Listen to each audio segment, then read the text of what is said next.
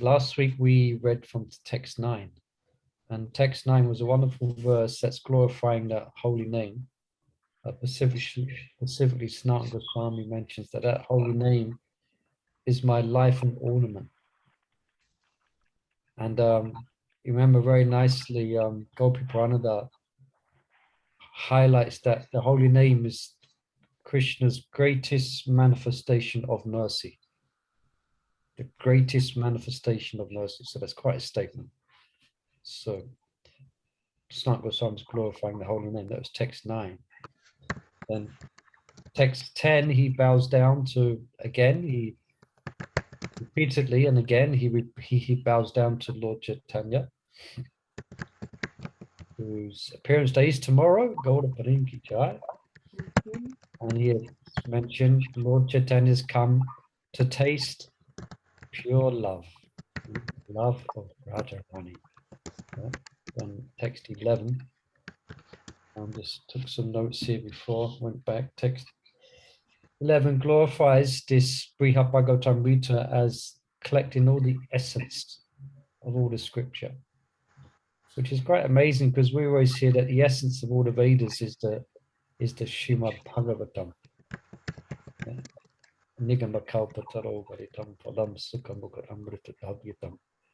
But then this book is considered to be the essence of the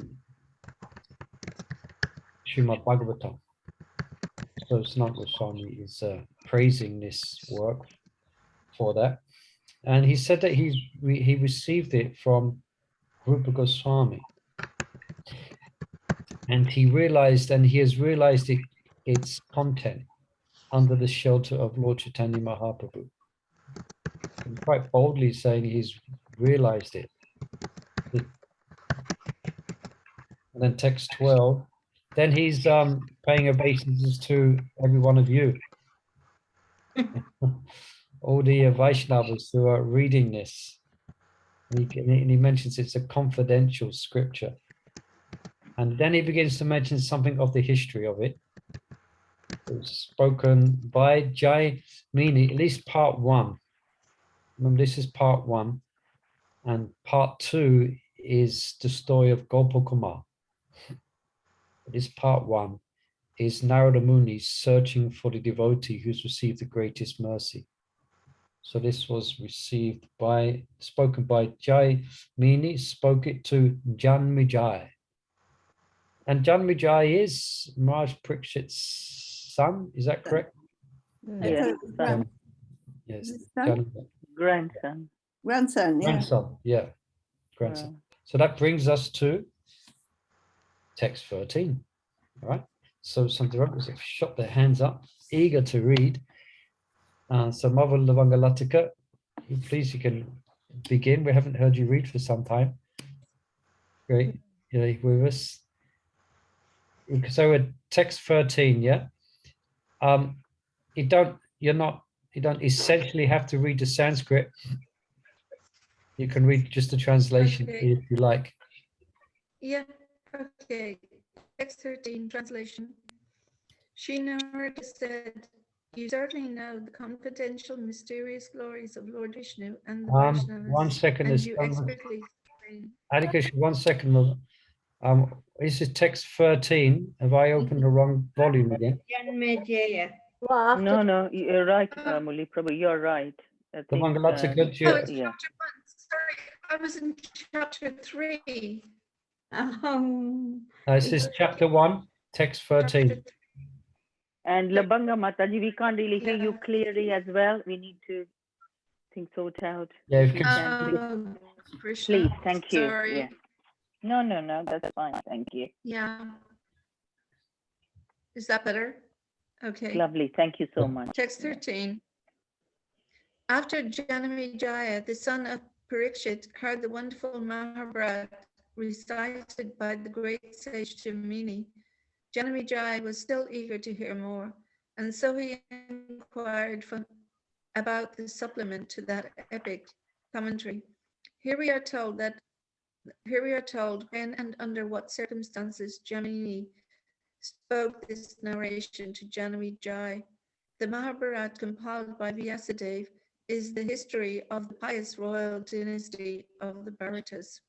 In the only version available in modern times, the narrator Vaishampayana states that other authentic versions of this history were spoken besides his. One of these other Mahabharats was narrated by Jaimini Rishi to the same Janamejai who had heard the Mahabharata from Vaishampayana. Hearing this second version had a wonderful effect on Janamejai, for it was nothing like he had heard before. He therefore eagerly inquired if there was more supplement he could also hear, and Jaimini was able to fulfill his request. As Hari Vamsa is the Kila supplement to Vaishampayana's Mahabharata, Sri Brihad Bhagavatamrita is the Kila to Jaimini's. Yeah. So just a little Shall I note there. keep going with this? Yeah, one second. Just a little note is that this would generally be the could say the not the entertainment's the wrong word, or perhaps this is or the actual culture of hearing would be, for instance, like here, who's hearing from who? Yeah, Jaimini speaking to Janmejaya. So generally what would happen is that the recitation would begin after the morning ablutions. Yeah, after they've taken bath, chanted their sacred mantras, then the Janmejaya would have come before Jaimini, and then Jaimini would, from his heart, he wouldn't be reading from a book, as we understand in previous ages. You know, these sages were so pure-hearted and so pious and so spiritually advanced that they would hold these sacred scriptures within their heart, and they would be empowered to actually speak them. So like then they would, so then for instance, Janmejaya would be hearing from Jaimini, and then they may stop at noontime again for ablutions and prashadam, but then they would again read until sunset, like that. The difference was Sukadeva Goswami speaking to Maharaj Pariksit, because he only had 7 days to live. So he spoke 24/7. 24/7. Yeah. So just try and picture that in your mind. This is how the recitals would happen, and it wouldn't just be it wouldn't be Janmejaya only there. At least I don't think. There will be others there as well listening, and he would be worshipped first. Jaimini would be worshipped with agya and auspicious items, and then he would start speaking. So, you know, just picture that in your mind if you can, while we're hearing this. All right. So we've got a few hands up today. So perhaps each devotee, we can all read a verse in purple, and the purple may be long or short. Let's see. So perhaps we can have Chandravali, maybe you can read text 14. Again, if there's any questions or reflections, please feel free to ask or share. So on text 14 now. Yeah, that's better, yeah. Sri Janmejaya said, O Brahmana, by hearing the Mahabharata from Vaishampayana, I never obtained the same relish I have now obtained by hearing from you. Please complete this recitation with perfect sweetness. Commentary. King Janmejaya preferred the second version of the Mahabharata, the version he had heard from Jaimini Rishi, because it more openly revealed the transcendental taste of loving service rendered to Krishna. Srila Vaipayana Vyas had presented his other Mahabharata to appeal to the widest possible audience, frivolous women, uncultured man, and materialistic brahmanas. And so in the course of telling his epic, he had for the most part hidden Lord Krishna's glories. In the Mahabharata narrated by Vaishampayan, Krishna usually acts subordinate to the Pandavas as their friend and advisor, rarely showing his supremacy. On the testimony of Janmejaya, recorded for us by Srila Sanatana Goswami, Jaimini's Mahabharata is by contrast a purely devotional scripture on the sublime level of Vyasadev's later masterpiece, Srimad Bhagavatam. Srila Sanatana is a transcendental genius, an eternal resident of Goloka Vrindavan, and an intimate companion of the personality of Godhead's internal pleasure potency. He can easily perceive anything he wants to in the past, present, or future, including lost scriptures from previous ages. If we have confidence in this, we shall discover in Srila Bhagavatamrita more than the subtle sense gratification, sometimes called nectar, by immature devotees. We shall discover our own eternal selves. Janmejaya addresses Jaimini with the word Brahmana, which ordinarily means O Brahmana, but here it can also appropriately mean O personification of Brahmana, the Vedic sound. The king makes a request. An audience has the right to make of a speaker that the recitation end with something especially delightful. Mathurena sampayet. One should end on a sweet note, is a common saying among connoisseurs of devotional poetry. Here the element of Madhuraya asked for is specifically ras, the aesthetic taste known only between the Supreme Lord and his pure devotee in their various personal reciprocations. Janmejaya's hearing from Jaimini will aptly conclude with this ras, just as a good meal ends well with a dessert like Shikand. Very good, very nice. Any reflections or questions on this? Jambu. So very much highlighting, so just here again on that first point was making, this is a qualification of, for instance, devotees like Sanatana Goswami and other great sages. So in other words, the Veda itself is an eternal sound. It's eternal sound, vibration. And so sages, they would, in their pure meditation, they would be able to perceive that sound or that ancient scripture. And I suppose we could just relate to it. It'd be like, do you know on your Kindle? Well, some of you got Kindles and you download a book on Kindle. So these sages could download scripture just in their meditation. Yeah. They're so highly qualified. I just have a question. Yeah, if I may ask. Please, yeah. What does it mean by more than the subtle sense gratifications, sometimes called nectar, by immature devotees? What is that subtle? I also found that interesting. Well, it's more so. I think it's just as it explains there. It says, we may hear a class or hear a recital, and it may be, and we may approach it, as he says here, for being entertained, Yeah. for some type of entertainment. So he says here, subtle sense gratification.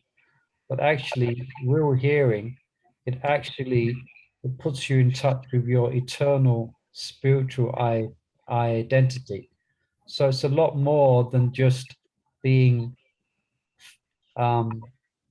nectar to hear. Yeah. It's interesting because often often in these readings, we sometimes say this is nectar. I know, yeah, Suniti Mother, she often says, let's hear the nectar. But it's right, yeah, Yeah. it is nectar for us, and we have to say that. But I think Golpi Purana is highlighting a subtle thing here, that it's a lot. Let's not see it as just entertainment, because if we hear in the right mood and in the right way, because this is what we're hearing is very sacred. It's very sacred, and if we hear it in the right mood with the right attitude, we can make great advancement just by hearing this. We can actually understand our eternal spiritual identity. So Godbu Pranado is highlighting that. Yeah. Thank And you. I Yeah, think, yeah. and I think, Murli Prabhu, you're so right that we are very fortunate to have this, because it is really very, very philosophy that we can understand. It's deep, and Yeah, that's why so I was what you say. interested to hear the first time I heard that there's two Mahabharats. And interested the way he described the Mahabharata is for frivolous women. What would you say? Frivolous women, Women, yeah, and there is uncultured men, and materialistic brahmanas. So it's had a much big wide audience. And the Mahabharata that's being referred to here is more in the line of Srimad Bhagavatam, where it's given the pure essence of Krishna's glories. So that would be nice. See, that's another scripture which is not available to us, this other Mahabharata. But we're going to hear just as good in this form of Brihad Bhagavatamrita.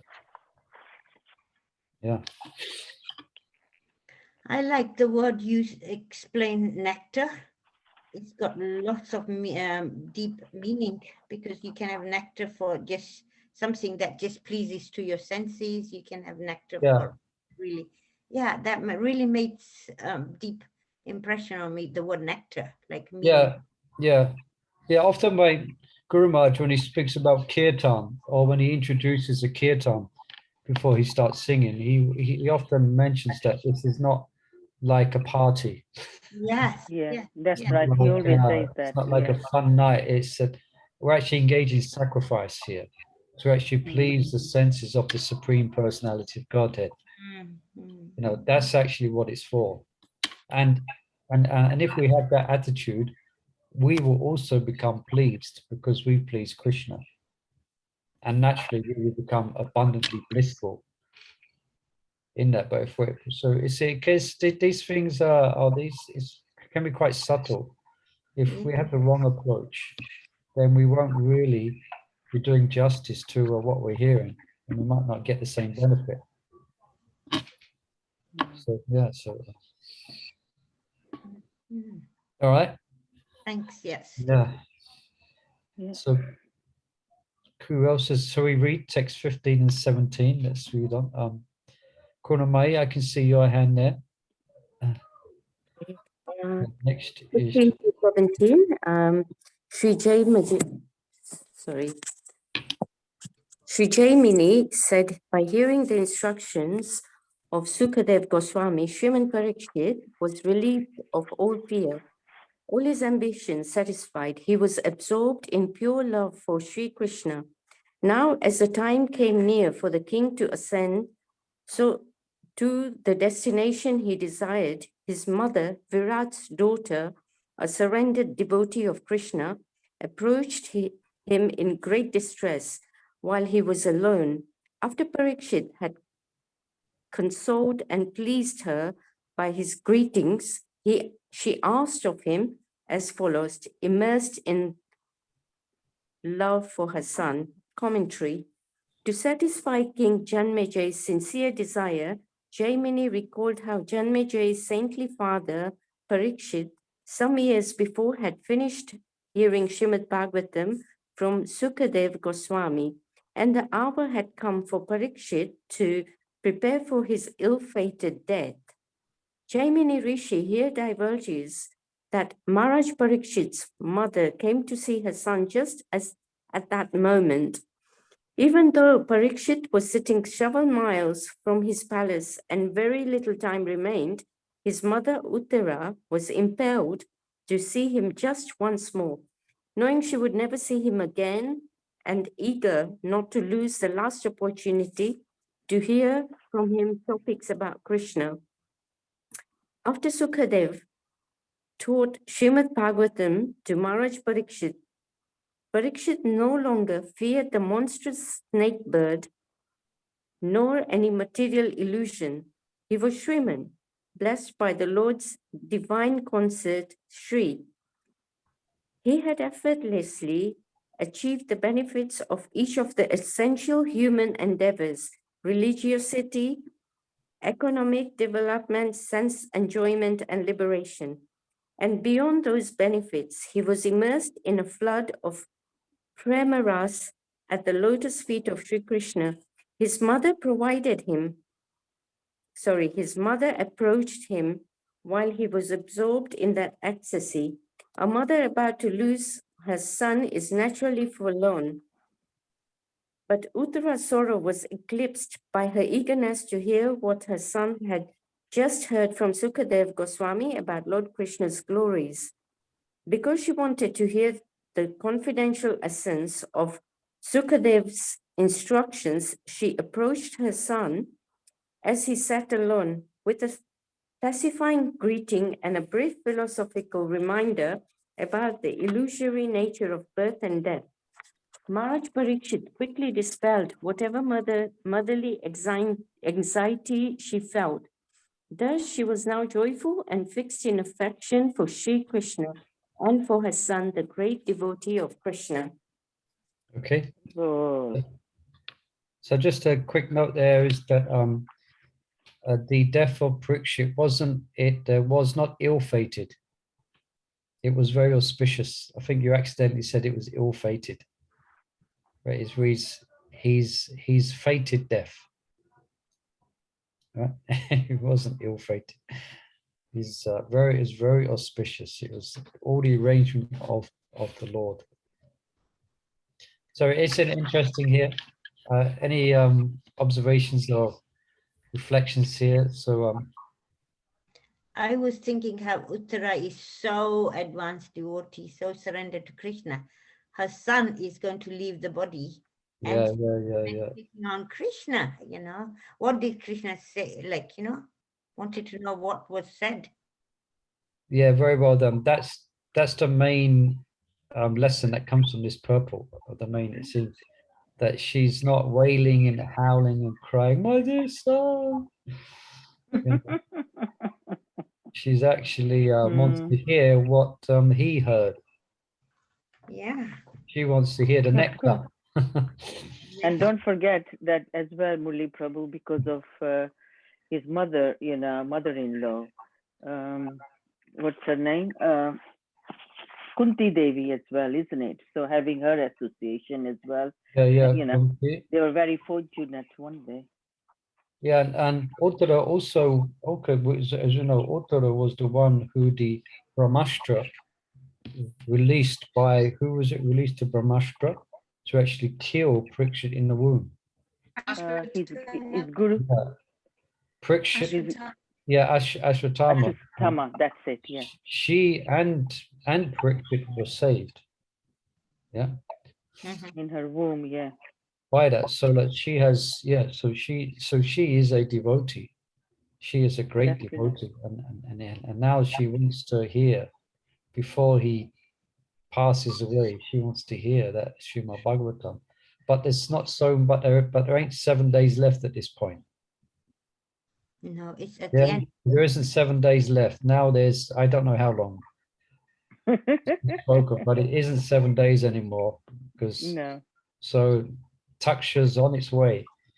So that's why this is considered to be the essence of the essence. So that's why we have Bhagavatam Gita really just really doesn't give any elaborate, it does give stories, but doesn't give elaborate explanations, say the teachings of Kapila, you know, or the teachings of Paranjana, and all the elaborate long stories. It just goes straight into the essence of pure devotional service, which is there in Bhagavatam, but there's lots of stories to bring it that surround it as well.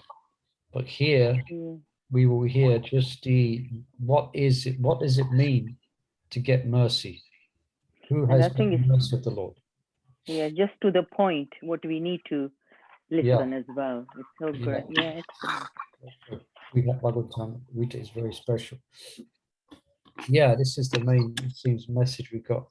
Yeah, to highlight this one to the point of the spiritual advancement of Uttara, Maharaj Parikshit's mother.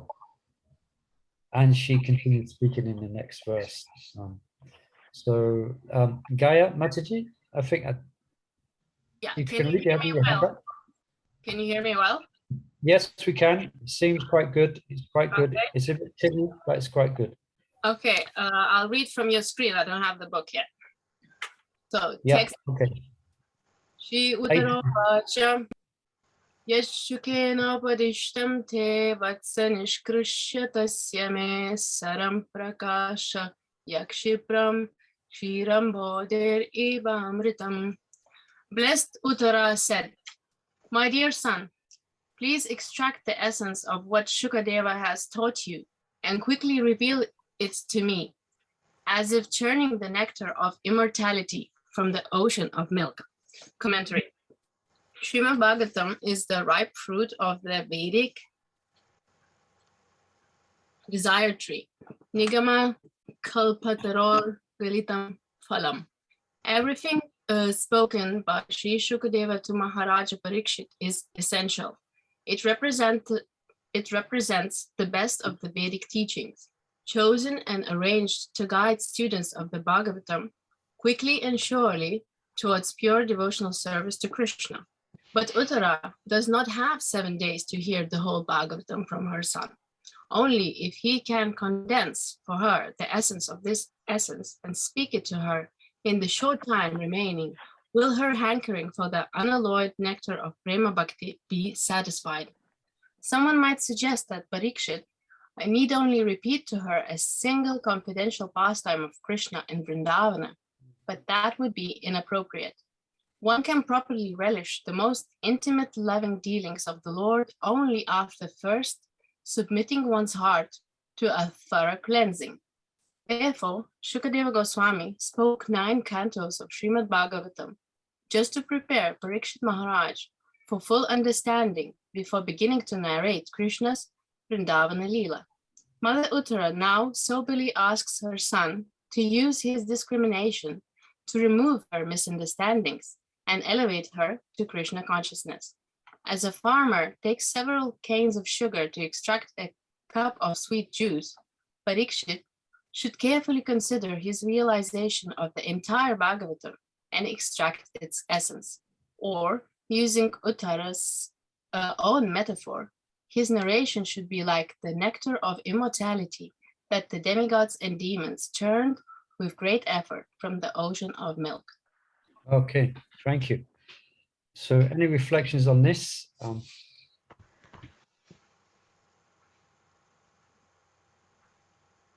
Reminds me of a discussion we've had in readings before, I think in Sudha Bhakti Chintamani. I think Mother Chandravali was mentioning this. I remember being able to relish Krishna's pastimes to the full degree, then we should have, or we can do that better if we're educated in the tattva. Then we can actually go deeper and we can relish it better, rather than just having a superficial understanding.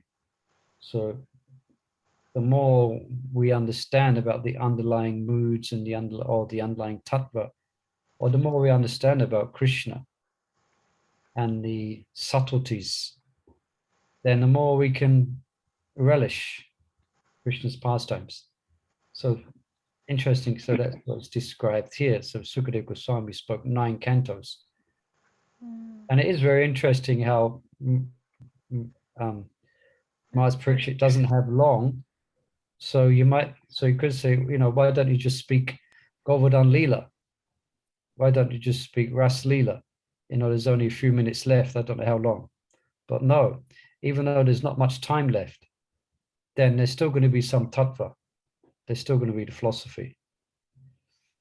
And must be a very fascinating question to ask, you know, if you was to meet Maharaj Pariksit after you heard from Sukadeva Goswami, and then ask him to repeat, what was the essence that you heard? Please tell me. Very interesting of what actually Maharaj Pariksit is going to say. Krishna Prabhu, Yes. I felt, I don't know, thinking, ask her son to use his discrimination to remove her misunderstandings. Very strong words. Use his discrimination to remove her misunderstandings and Yeah, that's a very interesting point. Yeah. elevate her to Krishna consciousness. I can't imagine Mother Uttara is elevating her to Krishna consciousness.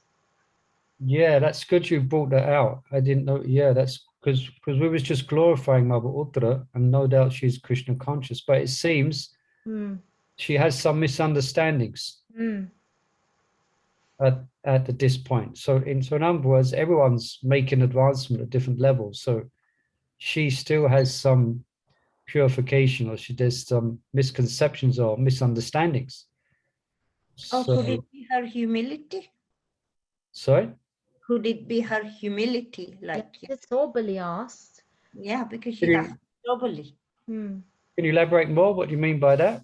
How you mean? Do you mean she's not humble, or do you mean she's being humble? She's being humble, like her Okay. humility. Oh, I understand. Yeah. Okay. You know, like, oh, can you explain more? Because, you know, like the son has been with, you know, listening for 7 days, so which he didn't get the opportunity. So she wants to really, you know. Yeah, actually, I think you're right there. I think this is her mood here, isn't it? Yeah. It's actually her humility. Yeah, as this Murli Prabhu as well, you know, at the end it says, speak to her. In the short time remaining, we'll be hankering for her unalloyed nectar of prema bhakti, will be satisfied, you know. So probably that's the question. We want to know more what's going to be next. Yeah. Yeah, thank you. Yeah, that's the correct way to understand it. Yeah, thank you, Mother Chandravala. Is that okay, Mother? Nitai Mata? So that's what's being, that's her mood here. I'm quite sure that's her mood. And that's the mood that we should also all have, even if we've been hearing Bhagavatam class for 20, 30 years, we should have the mood of, I really need to hear this. I know I'm so much in illusion. Let me take shelter. Prabhu, but when you say use his discrimination, so that I felt, I don't know, I'm just thinking, Mother Uttara still felt hearing this nectar, as we all say, there is no end to it, you know. The more you hear, more you can take it in. Yeah, you never be satisfied. So that's one thing that we have to, perhaps we should tell devotees when they join. So you're joining a movement, you'll never be fully satisfied in your life. Like we are hankering as well. Yeah. Prabhu, can I say something in regards to what Nitamata is saying? The example is given there straight away, just like a farmer takes the sugar cane and extracts the juice. That is what she's trying to get. The essence of Srimad Bhagavatam. Yeah, the essence, because also she understands that there isn't much time. So please, it's up to you. Yeah. According to your intelligent discrimination. Yeah. That's where the discrimination comes in. Yeah. That's why, So it really makes it interesting of what actually is going to be spoken then, isn't it? Yeah. Definitely, yeah. Yeah. Own metaphor. Oh, Uttara's own metaphor. His narration should be like the nectar of him. And the sentence I really like is, one can properly relish the most intimate loving dealings of the Lord only after first submitting one's heart to the thorough cleanse. It's nicely written, isn't it? That's the point I was making at first. Yeah. Like being purified, and we can't just jump to like pastimes of Krishna and like try and understand them. We need to go through. Right. I mean, I just realize it now. Bhakti Chu Maharaj was always admiring him so much, so much. Just listening now, little by little, so much nectar, as they say. I say Admiring. so much relishing. Sorry. Say that again. Bhakti Chu Swami was admiring this book, or yeah, no, admiring him. Gopi, what's his name? oh, Gopi Pranadana. Yeah, he was always used to say that it's one of the so best and nectar that you will relish the more. Yeah, I don't know if any of you ever met Gopi Pranadana. No. I was blessed to meet him a couple of times. Not a personal exchange, but see him. I mean, he was the personification of humility. Really. Really, I mean, he really was the essence of humility. There wasn't anything in his being which even hinted at any sense of pride. He was completely free of any sense of false ego. Such a gentle soul, but such deeply learned. Such a deeply learned soul. Is quite because he was more than scholarly. He was a great Vaishnava scholar, but he was really. And Keshav Bharati Maharaj listens to him daily, I think. Yes. Yeah. Yeah.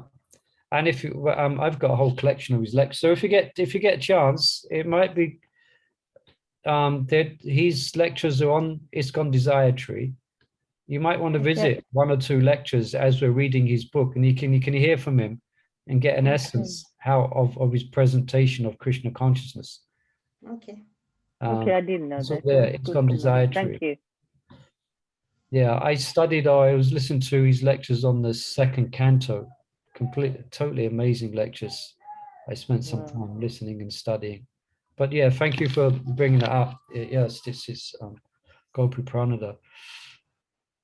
All right, let's next one is a short couple. So perhaps the next one who reads can read this one and the next one, to be fair, I guess. Very short. Any hands up there? There was a hand up, it just went down. Jambavati. I just wanted to say, no, I wanted to say about Gopi Pranadhana, because I met him very close. He used to live in Lithuania for some time. He was translating in Druskininkai. Yeah, he was living in Lithuania. Translating we had all department for translators. And his wife was Russian. To see him? Did you meet him?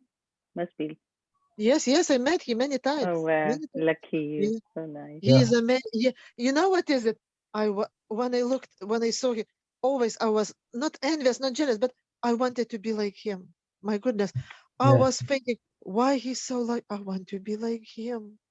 How lucky he can be like him, like this, you know. He's amazing. Yeah. When you see him, when you meet him, and when I found out, to be honest, when I came to London, I lost contact. You know, I lost track of him, to be honest. And when I found out recently that he left, I was so, my goodness, why? Yeah, everyone was saying, everything ISKCON was done, was devastated. You know, Krishna had other plans, and his plans are more important than our desires. So why such a people, you know. And another devotee, my goodness, I've forgotten. Prabhu was another one. Yeah, I'm not it's so sad. It's so sad. Yeah, that's good for you're thinking of the devotee who used to be here in London. What's his name? Used to be married to Baba Archana. Preaching in Russia. Yeah. Chandravali. Yeah, Purnachandra. Purnachandra Prabhu, yes. Purnachandra Prabhu, I miss him. He was so dearly, you know, he was coming often to Lithuania in the temple. And I remember my son, Gaura, my son in the bathroom, he had blonde, long hair and big blue eyes. And in the bathroom, he was washing his hand, and Purnachandra came, he said, "What are you doing here?" And my son said, "What you're doing?" And he said, "Yeah, girl." He said, "No, I'm Gauranga." It was so nice. It was so close, and we played so dancing and playing and talking. It was such a nice. It's big loss. It's huge loss because it feel empty. No, when I still left, but still it's empty. You know, I feel very concerned because it might be time for me to go as well. Yeah. Actually, I used to get on really well with him. I used to speak to him quite often. He always used to glorify his wife Archana. Yeah. Always glorifying. She is amazing. You should meet her next time you're there. She's just amazing human Is she being. in London? Is she in London? No, in Govardhan. No, Gopi Pranadhana's wife. no, go. Oh, sorry. No. I'm talking about this Prabhu who's written this, translated this book. Yeah, that's what I'm saying. Gopi Pranadhana's wife. Yeah. Oh yeah, Nam Sankirtan works with her. No?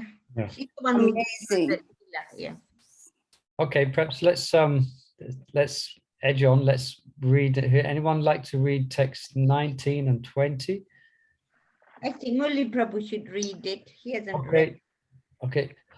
Uvacha Sataram Raja Parikshin Matri Vatsalah Shuddhati Adbhuta Govinda Kata Katyana Rasotsukaha.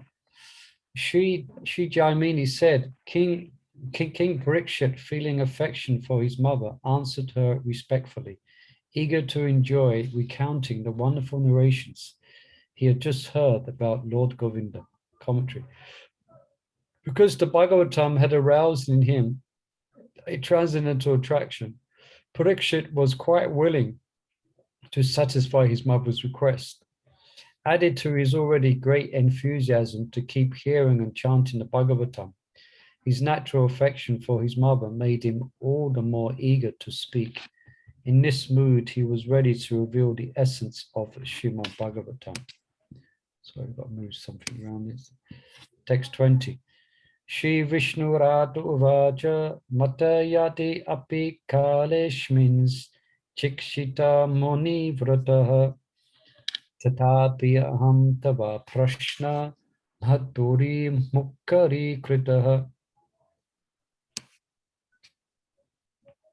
Sri Pariksit, known as Vishnu Rata, said, Mother, at a time like this, one should observe silence, but your delightful question impels me to speak. Okay, I'm going to be greedy and read the next one as well, because that was short.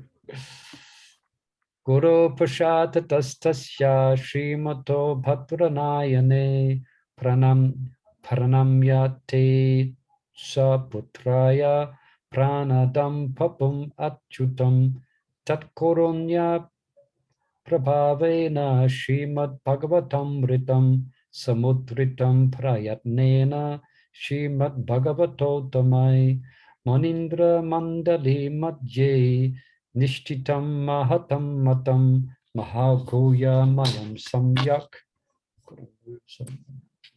Katam Yami Havadraya Avadaraya. I shall speak by the mercy of my spiritual master, Sriman Bhadni Narayan, Sukadeva Goswami. First, let me offer respects to our Lord and Master, Sri Achyuta, who granted the gift of life to you and your son. His compassionate grace inspired the best of his pure devotees in great effort to extract the nectar of Srimad Bhagavatam. The greatest sages have approved this resulting work, which is full of confidential truth. Please listen with attention as I faithfully repeat it to you. Commentary. The original Vedic Shrutis and their derivative Smritis mostly reflect on the general interest of human beings who strive for material progress, rarely inquiring philosophically into the purpose of life. The confidential science of pure devotional service is taught explicitly only in a few Vedic scriptures, little known to the public. Among these rare texts are the Gopal Tapani Upanishad, the Narada Pancharatra and the Garga Samhita, the Vishnu Purana and the Harivamsa Upaparana, and the Uttara Kanda of the Padma Purana, and the Bhagavatat Mahapurana. Maharaj Pariksit now offers to recite to his mother what he calls Srimad Bhagavatam Rita, the relishable cream of all the Vedic scriptures that teach pure bhakti. These exceptional scriptures are Srimad, rich in spiritual value, and have the potency to give knowledge, renunciation, and devotion. The distilled essence of these scriptures is Amrita, a heavenly beverage that bestows immortality, like the nectar churned from the milk ocean, from which all sorts of priceless treasures spontaneously arose. During the 7 days in which Pariksit Maharaj had prepared for death, Sukadeva Goswami had spoken only Srimad Bhagavatam. But because Srimad Bhagavatam is the sum and substance of all bhakti scriptures, those scriptures revealed their conclusions during the discussion. Uttara wanted to hear the essence of all devotional literature, and her son will answer accordingly. The Bhagavatam spoken by Sri Sukadev is beautiful both in text and in purport. Nothing in Srimad Bhagavatam is superfluous. Nigama kalpa taro garitam phalam sukha mukat amrita dvabi samyutam vibhata Bhagavatam vasam alayam mahora hora sika bhuvi bhuvakaha. Our expert and thoughtful men relish Srimad Bhagavatam, the mature fruit of the desired tree of Vedic literatures. It emanated from the lips of Sri Sukadeva Goswami. Therefore, this fruit has become even more tasteful, although its nectar and juice was already relishable for all, including liberated souls. Bhagavatam 113. Authorities like Sukadeva Goswami, Sutta Goswami testify to this truth from their own experience. Nonetheless, perfect devotees may feel inclined to listen to some parts of the Bhagavatam more than others. The extraordinary Vaishnavas who have developed an unquenchable thirst for the honey flowing directly from Sri Gopinath's lotus feet feel no attraction for hearing anything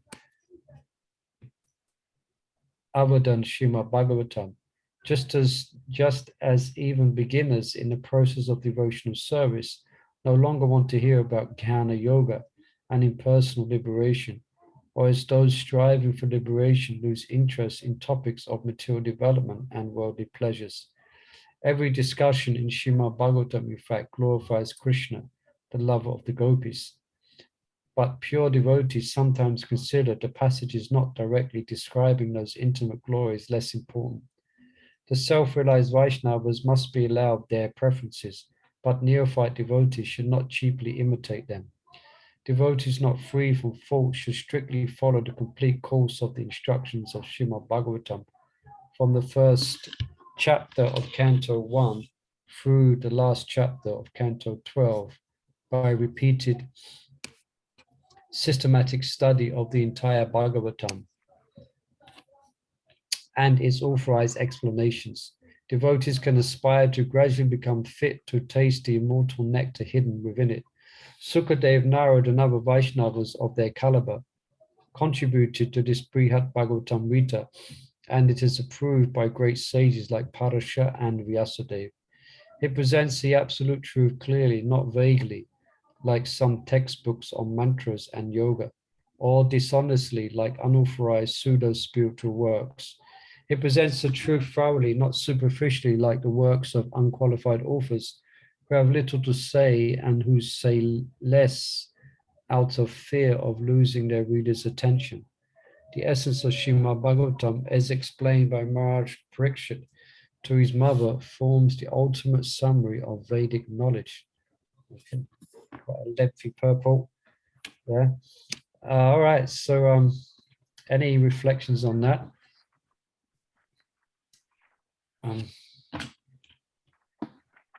It's just what I could understand was systematically what one should read and not just go to Canto 10. That's what my understanding was. Yeah, that's correct. It was interesting there, but Gopi Prananda mentioned that, yeah, that's this path for us less advanced devotees. That's how we approach Bhagavatam. But more say advanced devotees, they have the option. yeah, they have the option, or they have the adhikar to read according to their taste. So they might, for instance, again, back to Raganuga's son, they might prefer to concentrate their reading on the 10th canto. Yeah. Or also, Lord Chaitanya Mahaprabhu would love to hear, he would like to hear again and again the recital of Dhruva Maharaj, for example. So yeah, but generally that is the approach. As we heard from the verse before, and the purport, we have to be somewhat educated in the science of devotion and in Krishna's ontological situation as the all-pervading supreme personality of Godhead before we can possibly understand what is going on in the 10th canto when he's dancing with other people's wives. Yeah, we need to thoroughly understand his actual transcendental position. Anyway, yeah. Anything else from here? I like the way it says that in Srimad Bhagavatam, from chapter 1, from the beginning to the end of chapter 12, it's just all instructions for us, literally, because most of the stories that we hear in Srimad Bhagavatam, it applies to us. And if we are aware of some of them, how the instructions are meant for us, individual person.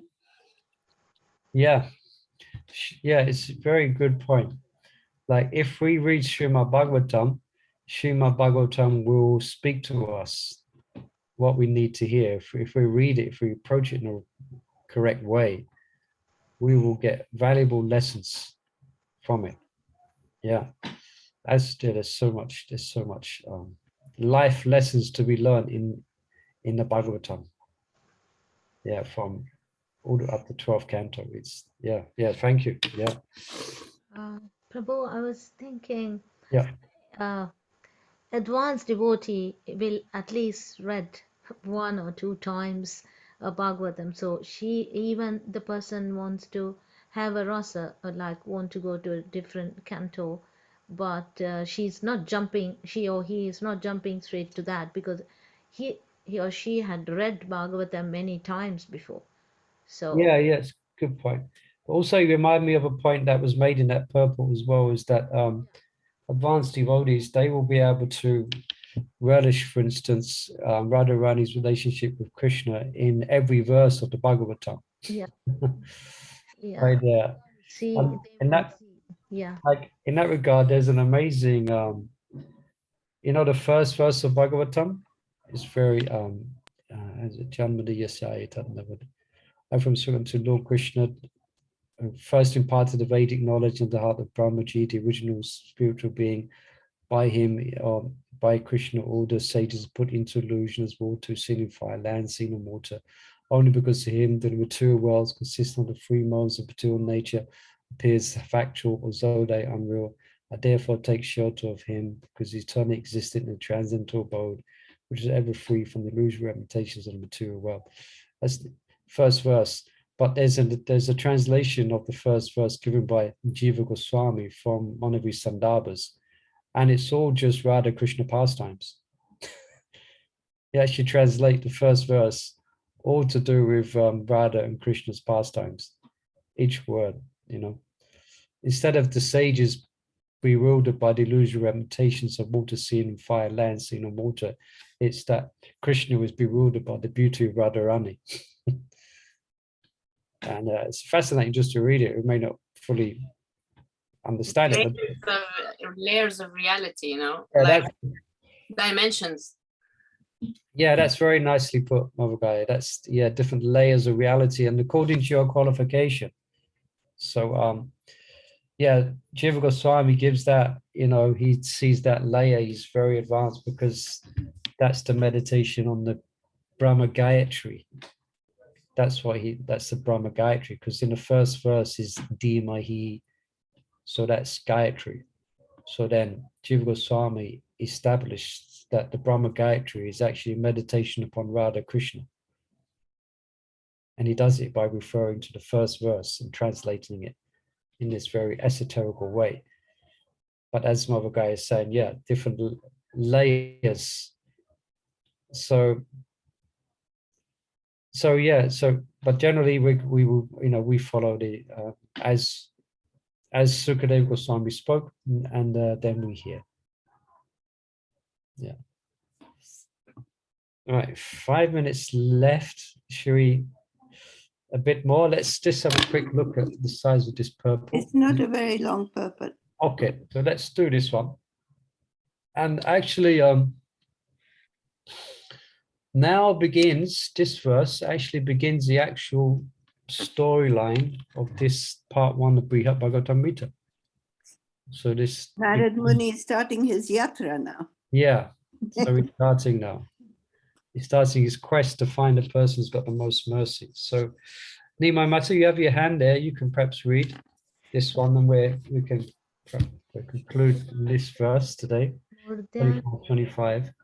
Prayage Muni Pungava Mage Pratha Krita Snana Sri Madhava Samipata Upavista Mudavista Manya Mana Krita Tattvam Krishnasya Dayitosti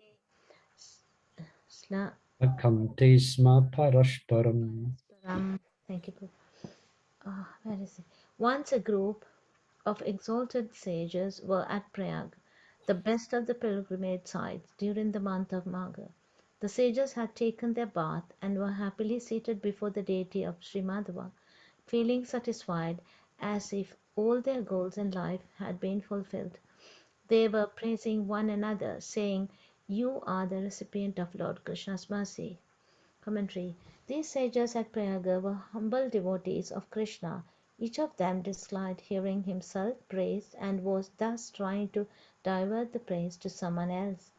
Appreciative of one another's good qualities, they could honestly tell one another, "You are the Lord's dearmost devotee." When Vaishnavas are friendly to one another like this, their community prospers.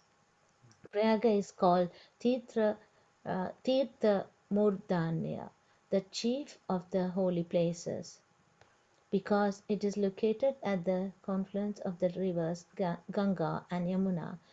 The sages were there at the most auspicious time for bathing, the month of Magha, January-February, as the incarnation of the personality of Godhead has explained.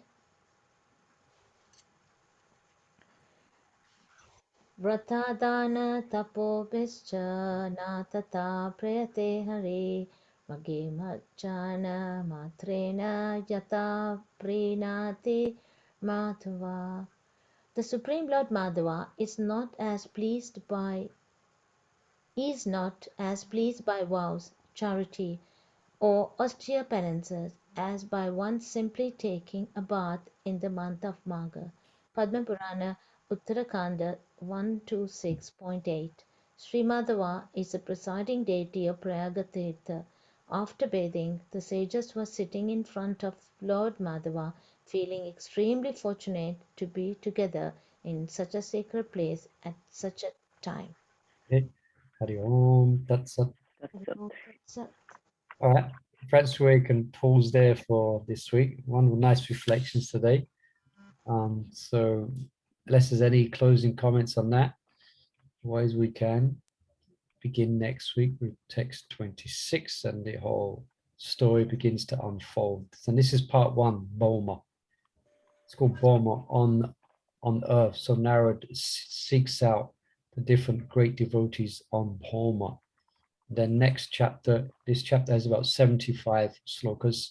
The next chapter, then he goes to Divya. He goes to heaven and seeks out the great devotees there.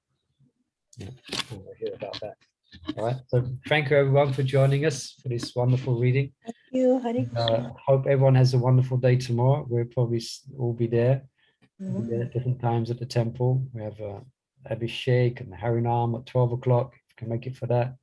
class in the morning by Padavida. It's bound to be a bundle of fun. Be a wonderful class. So Padavida.